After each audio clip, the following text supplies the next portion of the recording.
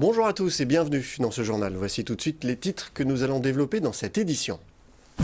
C'est l'effet du baby-boom de l'année 2000. Il y a de plus en plus d'élèves dans le Val d'Oise, ce qui pousse l'éducation nationale à s'adapter.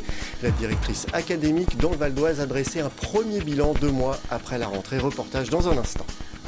Noël avant l'heure, c'est comme chaque année une bonne occasion de trouver des cadeaux originaux pour les fêtes. 56 artisans du Val d'Oise exposent jusqu'à dimanche leur création à Cergy. Le conseil départemental du Val d'Oise accueillait ce vendredi Martine Gauthier lors de sa séance plénière du mois de novembre. La directrice académique des services de l'éducation nationale dans le Val d'Oise est venue présenter le bilan de la rentrée scolaire dans le département. Une rentrée marquée par une forte hausse du nombre d'élèves. Les précisions d'Olivier Zanetta et Florian Philippe. De plus en plus d'élèves dans le Val d'Oise, la progression démographique concerne autant le primaire que le secondaire.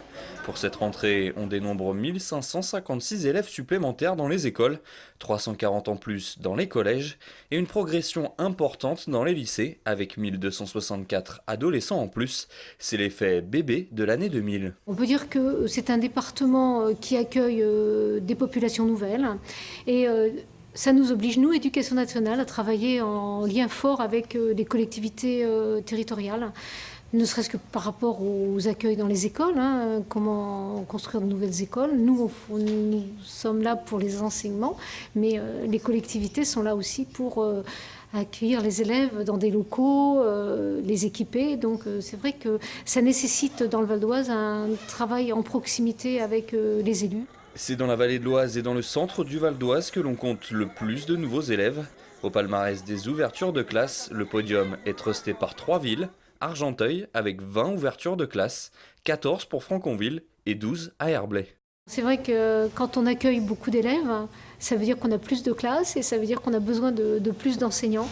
Alors c'est vrai que cette rentrée a connu quelques problème quant aux effectifs d'enseignants, mais très rapidement nous avons réussi à trouver les enseignants qui manquaient et c'est vrai qu'on a réussi aussi à accueillir les élèves et à leur donner les enseignements nécessaires. Mais cette année ça a été plus marqué, je pense, parce que justement on avait ces élèves qui arrivaient en nombre et il fallait bien entendu des enseignants aussi nombreux. Face à cette progression, la directrice académique du Val d'Oise se veut rassurante. Les effectifs de professeurs suivent, malgré une rentrée parfois compliquée à certains endroits. Pour le seul premier degré, 218 enseignants sont arrivés en renfort. 102 ont rejoint les rangs du Val d'Oise dans le secondaire. Priorité pour cette année scolaire, mettre en place au mieux les réformes, comme celle du collège ou des programmes scolaires. Le chômage continue de baisser dans le Val d'Oise. En octobre, le département comptait 100 700 demandeurs d'emploi en catégorie A, B et C. C'est 960 de moins qu'en septembre, soit une baisse de 0,9%. Une embellie qui a tout particulièrement touché les moins de 25 ans. Les jeunes voient leur nombre de chômeurs baisser de 3% en un mois. Avec moins 1%, les 25-49 ans connaissent une diminution plus modérée. En revanche, les seniors voient leur nombre de chômeurs augmenter de 0,2%. En bref, toujours le deuxième tour de la primaire de la droite et du centre, c'est ce dimanche dans les 156 bureaux de vote mis en place dans le Val d'Oise. Après le premier tour de dimanche dernier, c'est François Fillon et Alain Juppé qui s'opposeront pour être le candidat de la droite à la présidentielle de 2017. Pour trouver votre bureau de vote, vous pouvez consulter le site de la primaire, primaire2016.org. À l'approche des fêtes de fin d'année, il est temps de penser aux cadeaux. Pour ceux qui sont à court d'idées, 56 artisans du Val d'Oise exposent leur création à l'occasion du 8e salon Noël avant l'heure. Gâteaux en bonbons, céramique ou corsets, les idées originales ne manquent pas, comme vous pouvez le voir dans ce reportage de Philippe Pémal. Quel cadeau original offrir pour les fêtes ? Chaque année, c'est l'éternelle question qui revient. Et comme chaque année, les artisans du Val d'Oise ont peut-être la réponse avec leur Noël avant l'heure. Une cinquantaine d'entre eux exposent leurs œuvres à la Chambre des métiers de l'artisanat de Cergy. Mode, décoration, bijoux, ameublement, il y en a pour tous les goûts et tous les prix. Pour les gourmands, il y a aussi des cadeaux originaux. Je réalise des compositions en bonbons. Toutes sortes de compositions, aussi bien pour des anniversaires, des mariages, des baptêmes. Donc je travaille beaucoup à la commande, donc je réalise du sur-mesure en fonction des besoins et des goûts des clients. Donc ça peut être comme exemple un petit pot qui peut remplacer quand vous êtes invité les fleurs. Du coup on a un petit cadeau coloré et qui se mange à la fin. La décoration est également à l'honneur sur ce salon. Des sculptures d'animaux en terre cuite, des meubles design, des objets en aluminium, des masques de spectacle qui servent de décoration et des céramiques en raku, une technique d'émaillage créée au Japon au XVIe siècle. C'est une technique qui vient du Japon et qui consiste à faire craquer l'émail. Et pour faire craquer l'émail, à la deuxième cuisson, je sors les pièces à chaud du four. Donc le choc thermique entre la température du four qui est à 930 degrés et la température extérieure, le choc thermique fait craquer l'émail. Ensuite, je mets dans de la sciure de bois et la sciure de bois s'enflamme et l'enfumage va noircir toutes les craquelures ou noircir toutes les parties qui n'ont pas été émaillées.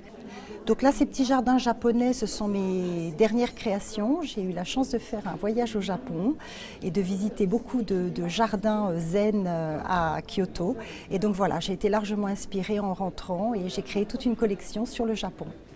La mode et les accessoires ne sont pas oubliés. Des broches pliées en satin, des bonnets de toutes les formes et toutes les couleurs, des vêtements qui grandissent avec les enfants, des robes de mariée et des corsets. C'est l'univers de Graziella Paquin, une styliste italienne venue s'installer à Daumont dans une maison d'artistes. J'ai fait des corsets pour les femmes d'aujourd'hui.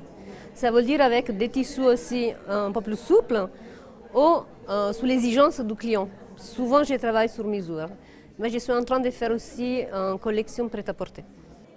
Pour les corsets de Graziella, il faudra investir. Ces premiers corsets sont à 300 €. Pour celui-ci, une œuvre exceptionnelle, il vous en coûtera 2000 €. D'autres artisans vous attendent pour vous présenter leurs œuvres et leur savoir-faire jusqu'à dimanche à la Chambre des métiers et de l'artisanat de Cergy. Voilà, ce journal est terminé. Je vous en rappelle le principal titre.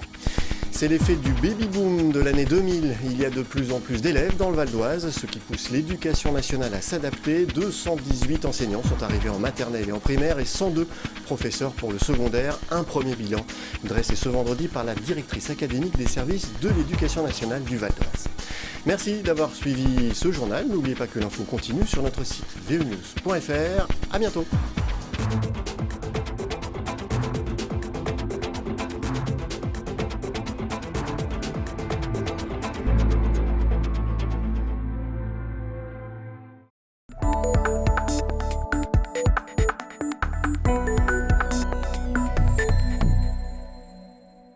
C'est la première fois que je me retrouve avec un trou de trésorerie assez important. Manuel Rodriguez dirige une petite entreprise de 7 salariés à Goussainville. Confronté à une chute de son activité, il se pose des questions sur l'avenir de sa société. Pour trouver des réponses, il a pris rendez-vous avec la cellule SOS Entreprise de la Chambre des métiers et de l'artisanat de Cergy. J'ai vérifié mes comptes, j'ai vérifié un peu mon activité et j'ai constaté que le chiffre d'affaires est en chute. Doucement, très très douce, mais en chute, et que les nouveaux marchés ne correspondent, en tout cas ne couvrent plus les frais de la société. Donc j'ai un grand doute, soit à investir, soit à réduire donc, le personnel, la cadence, le chiffre d'affaires.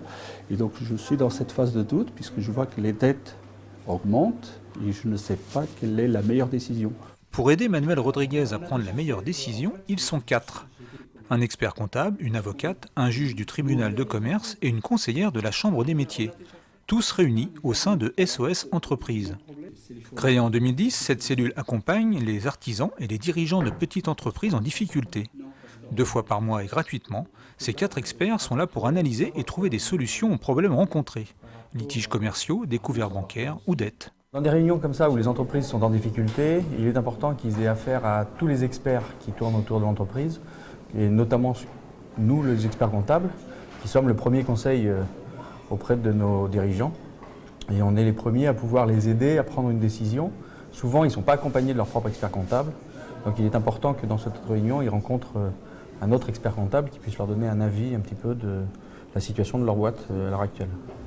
Trouver des solutions pour continuer leur activité ou les accompagner dans leur dépôt de bilan, les experts de SOS Entreprises permettent aux dirigeants en difficulté de trouver des réponses à leurs questions. L'ambition de cette cellule d'accompagnement étant en premier lieu d'éviter la cessation d'activité. Cette année, en 2015, on a reçu à peu près une cinquantaine d'entreprises lors de tous les rendez-vous qui ont été organisés. On a accompagné plus de la moitié quand même sur des solutions qui ont permis à ces entreprises de continuer. Et il y a eu à peu près quand même un tiers de ces entreprises pour lesquelles on a dû procéder à une déclaration en cessation de paiement et donc malheureusement aller en liquidation. Mais parfois, c'est bien aussi d'accompagner les gens et de leur faire prendre la décision qu'à un moment, il faut arrêter. SOS Entreprises reçoit les jeudis après-midi 2 fois par mois à la Chambre des métiers et de l'artisanat de Cergy et uniquement sur rendez-vous.